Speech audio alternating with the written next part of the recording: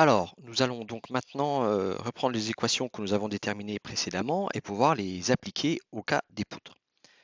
Donc, je vous rappelle qu'une poutre est un solide qui a une dimension qui est grande devant les deux autres. Donc ici, la dimension suivant x sera grande devant celle suivant y et z.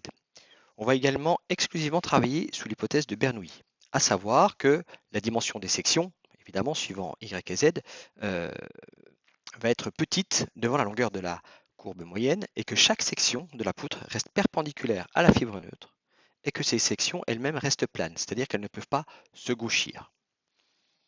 Je vous rappelle ici les trois translations et les trois rotations qui caractérisent les poutres, donc à savoir U, V et W pour les déplacements suivants X, Y et Z, et vous avez ici les rotations θ autour de l'axe X et petit oméga 2 et petit oméga 3 autour des axes Y et Z. Alors, il est important de noter que ces grandeurs vont dépendre exclusivement d'une seule variable spatiale, à savoir x, parce qu'on considère que notre poutre est monodimensionnelle. Alors, je vous rappelle également le torseur des efforts qui adviennent au sein d'une poutre, donc la résultante avec l'effort normal et les deux efforts tranchants, et le moment avec le moment de torsion et les deux moments de flexion. Donc, si on applique le principe fondamental de la statique, ça vous l'avez vu dans le cadre d'autres enseignements qui ont lieu avant celui-ci, vous obtenez donc ces deux équations, une pour la résultante et une pour les moments.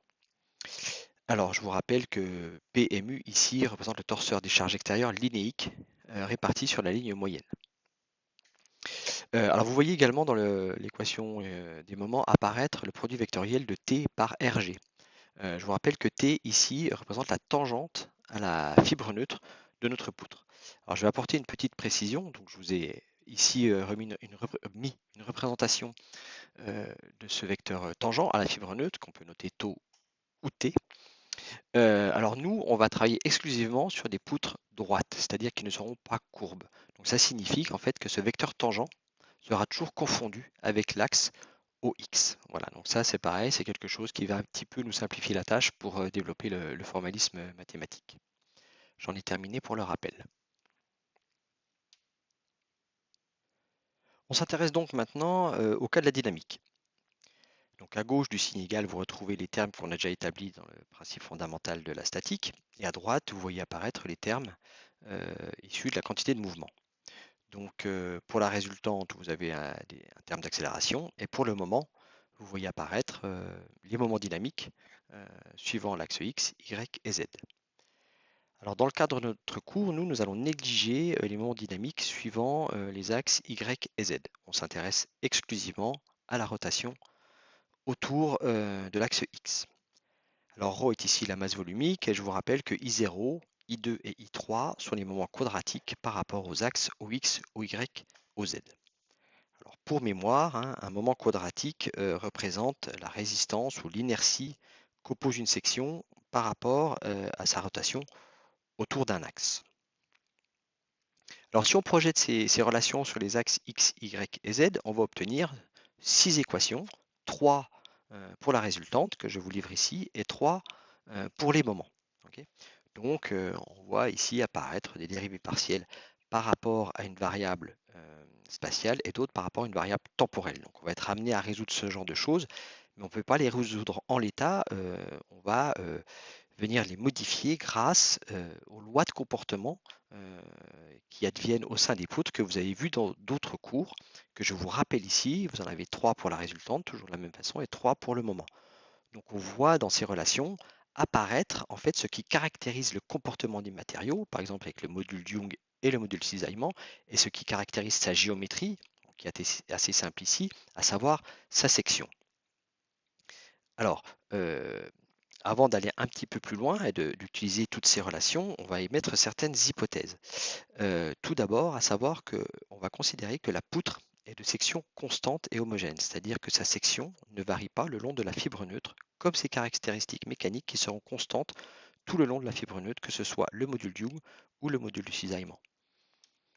Et puis, dans le cadre de notre cours, on va négliger les charges réparties P et mu. Donc, avec ces hypothèses, on va utiliser les relations issues du principe fondamental de la dynamique ainsi que celles qui traduisent le comportement mécanique des matériaux au sein des poutres et on va obtenir des équations qui vont pouvoir caractériser les déformations en tension, en torsion ou en flexion. Donc, en tension, si on combine les relations issues du PFD et celles de la loi de comportement, on trouve la relation suivante. Donc, je laisse à l'appréciation de l'auditeur de la trouver. Si toutefois ça vous pose des problèmes, n'hésitez pas à poser la question sur le forum ou lors des séances d'échange et on répondra, enfin je répondrai à votre questionnement. On trouve à peu près la même chose pour la torsion, sauf qu'ici on fait intervenir le module de cisaillement et la rotation autour de l'axe X. Et pour les moments, pour les flexions, on trouve deux relations, une dans le plan XY et une dans le plan XZ qui sont les mêmes. Alors je vous ai simplement rappelé ici les équations qu'on utilisait parce qu'il y a une petite étape intermédiaire par rapport à la tension et la torsion. À gauche, vous avez la relation issue du PFD. Il se trouve que vous avez aussi une relation entre le moment de flexion et l'effort tranchant, plus la loi de comportement à droite. Si vous combinez tout ça, eh ben, vous obtenez l'équation qui est juste ci-dessus.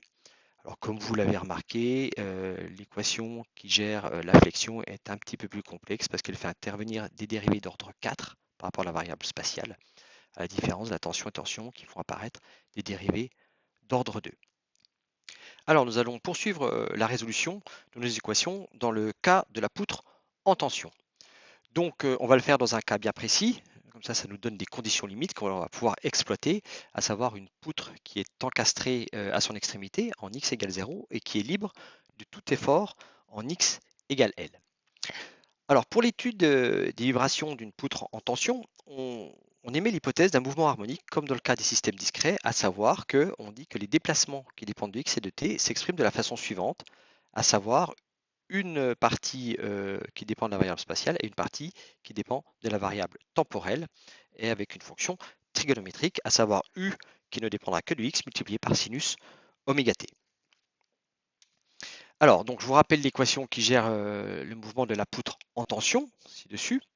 Donc si vous dérivez en fait le u qui dépend de x et t par rapport à x carré, vous allez trouver la relation de gauche. Hein, vous trouvez la dérivée seconde de u qui ne dépend cette fois que de x. Alors vous ne connaissez pas u, hein, c'est ce que vous cherchez, que vous multipliez par sinus oméga t. Et sur la relation de droite, vous avez dérivé par rapport au temps deux fois, donc le u de x ne bouge pas, et c'est le sinus oméga t que vous venez dériver deux fois successivement. D'accord? Alors maintenant, je vais pouvoir injecter ces relations dans la première relation qui est au-dessus de cette diapositive. Et qu'est-ce que vous obtenez? La relation suivante, où là, vous voyez que ce qui est intéressant, c'est que l'on va pouvoir simplifier par sinus petit oméga t. Et si vous simplifiez par sinus petit oméga t, eh bien, vous trouvez la relation suivante.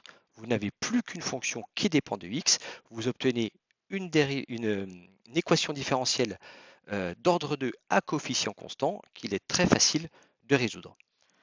Alors on a coutume d'écrire cette équation de la façon suivante, d'accord?